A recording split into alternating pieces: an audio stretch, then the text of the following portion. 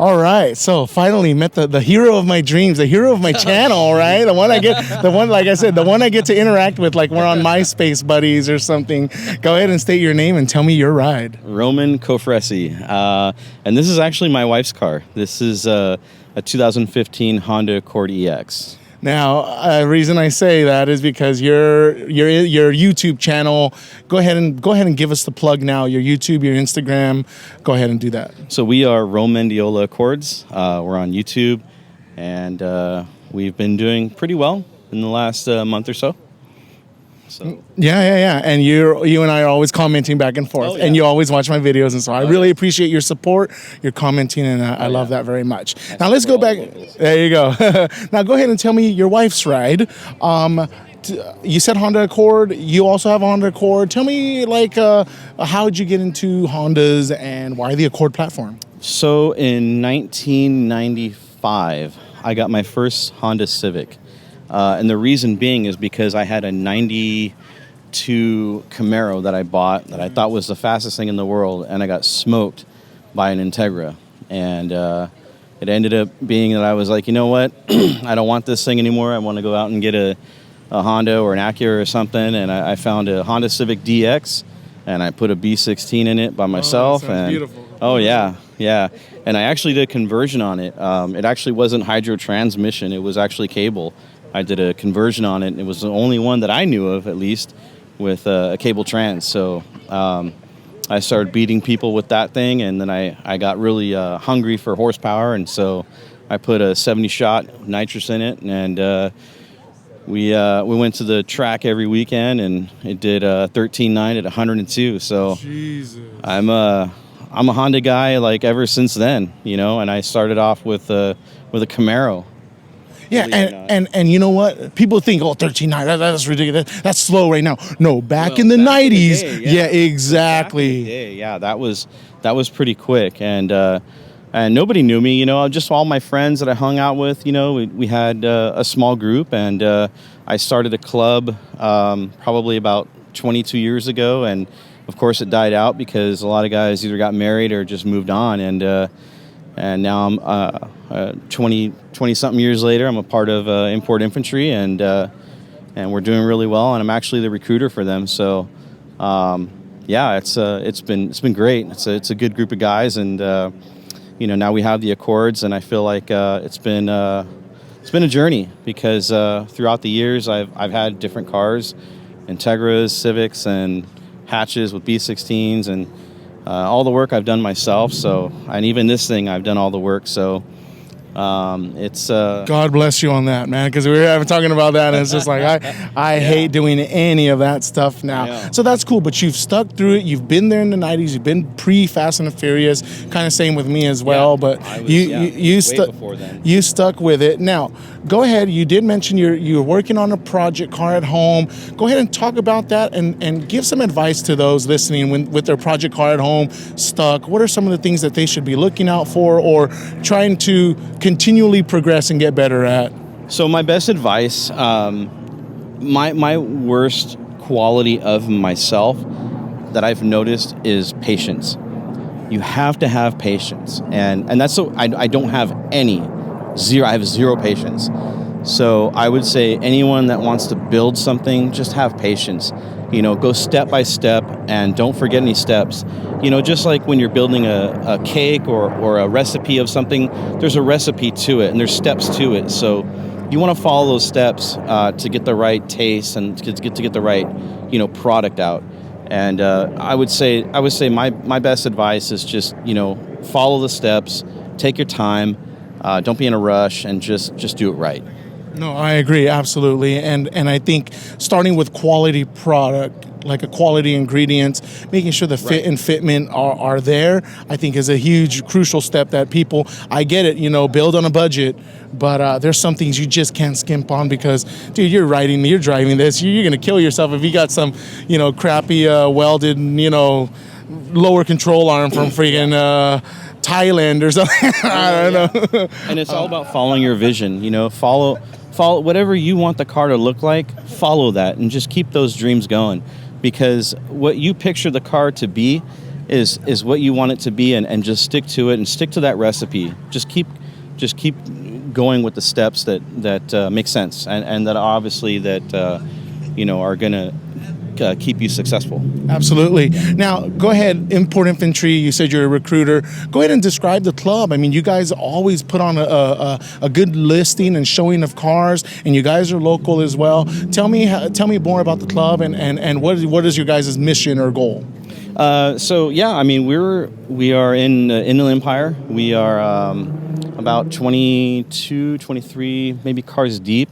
I've recruited a few cars that are anywhere from a 98 Civic with a B18 in it to an S2000 fully built. We're trying to have diversity, but keep it import infantry. Right. Obviously the import emphasis on everything. So we're just trying to keep that emphasis and keep the traditional Hondas and Euro aspect of the whole thing. So yeah, perfect. That's cool. So definitely they should be talking to you if they're interested in what is it? It's not auditioning, but what is it? There's a special term you guys use, right? It's petitioning, yeah.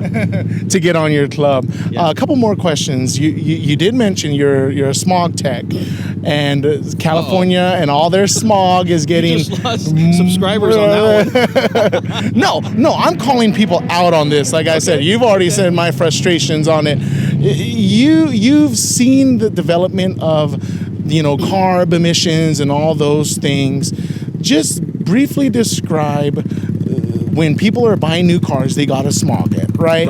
People and depending on which county you live in, you have to smog it every 2 years, every 3 years, so on and so forth to get your tag and all that.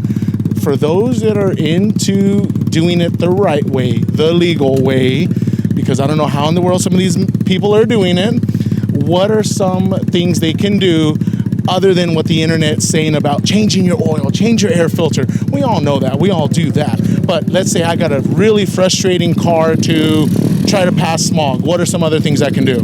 So I actually put that on my YouTube. I made a whole video about putting legal parts for your year, make, and model. So if you're ever interested, go to barca.gov.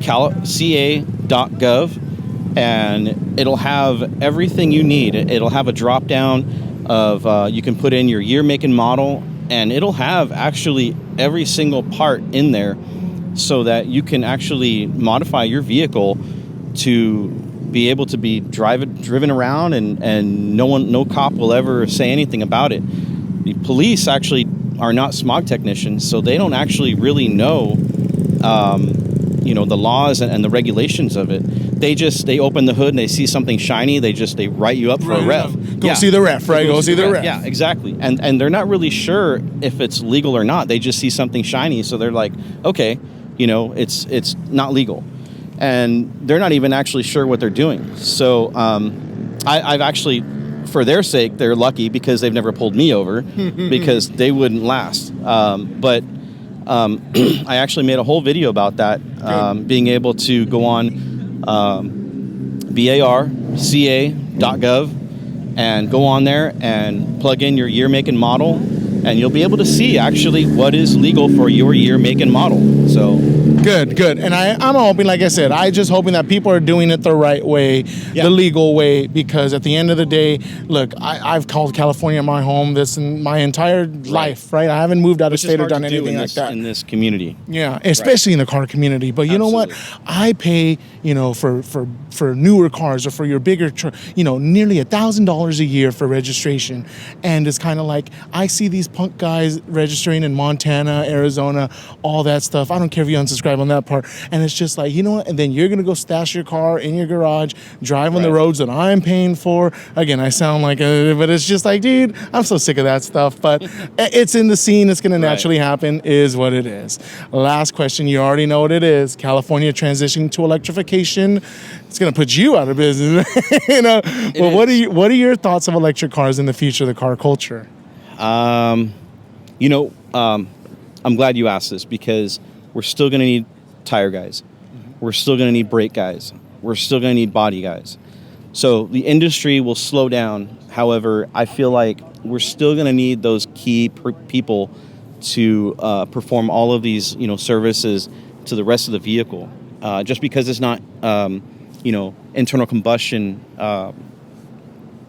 There's still moving parts. There's still 23 moving parts. Window regulators, wheel bearings, tires, brake pads. All of that stuff is still. We're still going to need those people for that. So yes, it will slow down. Yes, my job will probably be gone within the next 20 years or so. But I'm still going to do it for the next 10 and see where we're at. I mean, I love what I do. And unfortunately, in this community, I'm not really looked at as somebody that's, on their side, because I'm on the enemy side. But I still love it. So that's cool. And you know what? And that's why I'm encouraging people: keep the stuff you have now. Yeah. Do not get rid of it. We're living in the good times now. Right so now, if you have your A91 Supra or you have your 91 Miata, first year, keep those things. Keep them running. Smog it. Do it correctly, and then you will have a treasure in the next 10 or 15 years. Dude, I'm telling you. There's too many people that do it the illegal way, quote unquote, because it's just easier that way, and it's easier to just register your vehicle in Arizona or Montana or whatever. Oh, don't even get me started. Now my blood's boiling. All right, go ahead and give out your shout outs. Where can we find you? Where can we find your car club? And what should we be subscribing to? Man, my shout out is to my wife. She is I couldn't do this without her. I got her into this, and she loves it, but honestly, with all my projects, with my CRX, with my EK, I couldn't do it without her. She's my backbone. Oh, babe, that's good. My club, Import Infantry, and my YouTube channel, Ro Mendiola Accords.